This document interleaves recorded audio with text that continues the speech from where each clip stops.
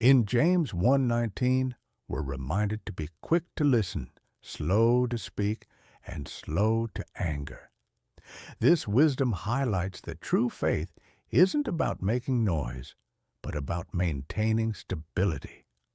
It's easy to share uplifting verses, but maturity really shines through how we react in challenging situations.